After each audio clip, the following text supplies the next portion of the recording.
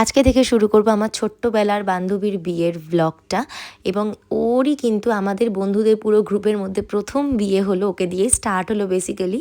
So একদম চলে যাই মেহেন্দির দিন। 8 ফেব্রুয়ারি সানডে ছিল ওর মেহেন্দি, ওই সন্ধেবেলা নাগাদ। তো এখানে ও খুব সুন্দর করে মেহেন্দি পড়ছে, সেটা তোমরা দেখতেই পাচ্ছ। আর এখানে সবাই ওর ফ্যামিলির লোক এবং আমরা দুজন বান্ধবীও ছিলাম, সেখানে উপস্থিত ছিলাম। এখানে আমিও মেহেন্দি পড়ছি। So that was all for the day. তো চলে যাই পরের দিন। পরের দিন ছিল আমাদের বর্ধমান যাওয়ার। হ্যাঁ, এখানে কনে যাচ্ছে বিয়ে করতে, তো সবাই ও বেরোনোর আগে একটু আশীর্বাদ করছে ওকে।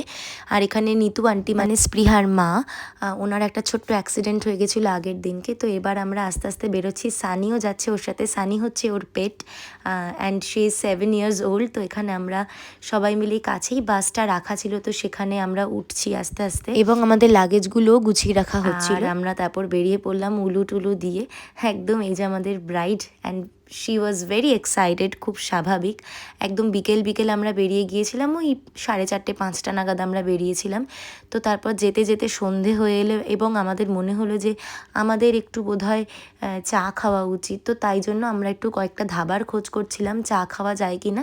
তো ইতিমধ্যে আমরা একটা জায়গায় দাঁড়ালাম, দাঁড়িয়ে একটুখানি চা খেয়ে নিলাম, অ্যান্ড সেই চাটা ছিল অসাধারণ। সানি একটুখানি ওয়াক করে নিল। নেক্সট ভিডিওতে তোমাদেরকে দেখাবো আমরা কোথায় গিয়েছিলাম, কি কি হলো, বিয়ের কি কি রিচুয়ালস ছিল, বাঙালি প্লাস মারোয়ারি কি কি ব্যাপার হলো, সব কিছু। তো তোমরা কিন্তু সাথে থেকো।